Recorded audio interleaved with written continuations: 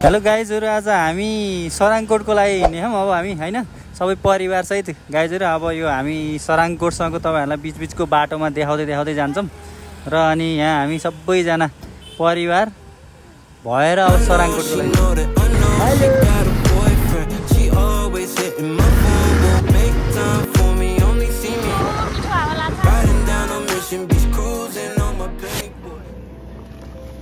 ल गाइजहरु, हामी चाहिँ पोखराबाट यता सराङकोटको लागि आयो। सराङकोट यता माथि हो कि, अब यहाँबाट माथि जाने हो।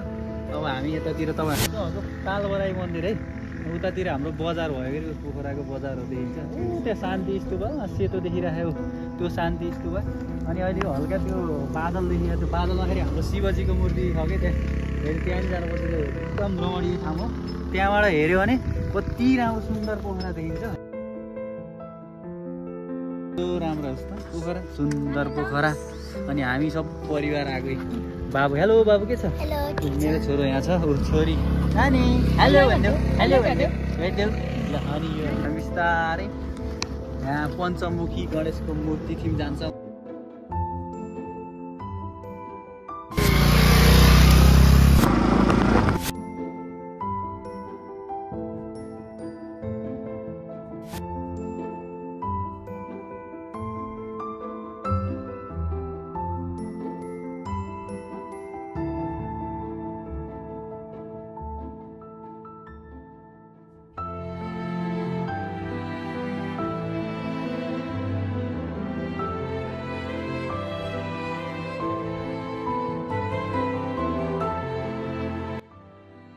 गाइजहरु, हामी पोखराबाट यताको बाटोभरि तलतिरबाट यहाँ माथि गणेशको मूर्ति सराङकोटको डाँडा आइसकेका छौँ।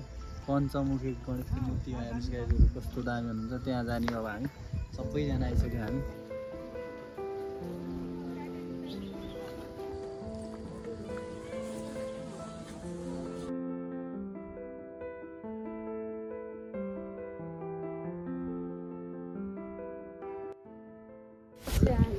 धारा सहित पञ्चमुखी गणेशको मूर्ति कस्तो राम्रो है।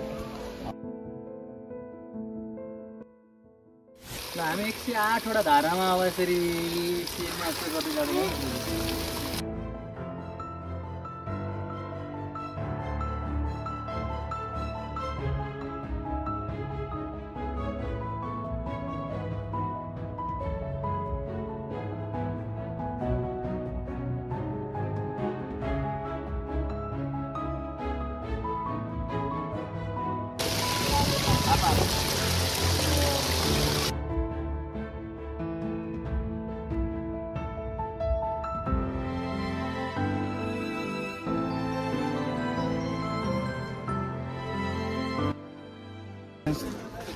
कस्तो राम्रो छ। कसलाई खाने सराङकोट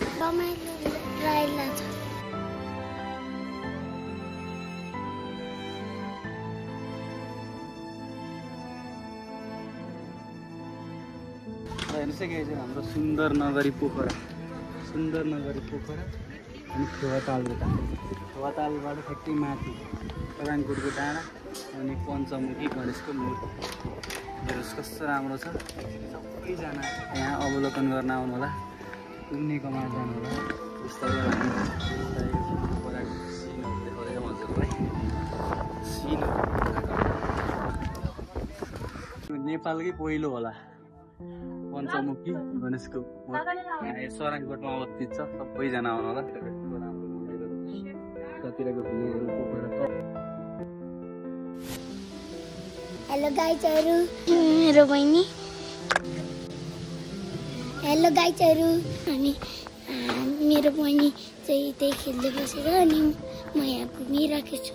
अनि गणेशको बाटोबाट आएको थिएँ, रमाइलो भएको छ। यहाँ गणपति बाप्पाको मूर्ति छु।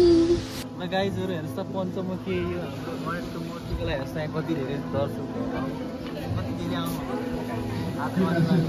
पैसा पानी आउला। ल हेर्नुहोस् अझै पनि आउनु। हामी गणेशको मूर्तिबाट फर्किन लाग्यो। ल गाइजहरु, हामी पञ्चमुखी गणेशको मूर्तिबाट अब हामी जाँदैछौँ। उतामा पानी परेको छैन।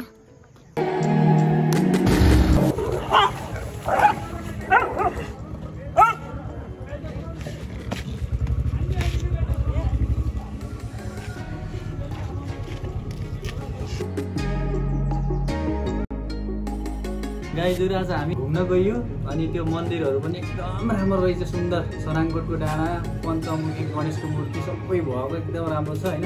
हामी घुमेर पनि आइयो। आउँदाखेरि एकदम पानी पऱ्यो अनि बाटोमा अरू भिडियो गराउन सकिएन।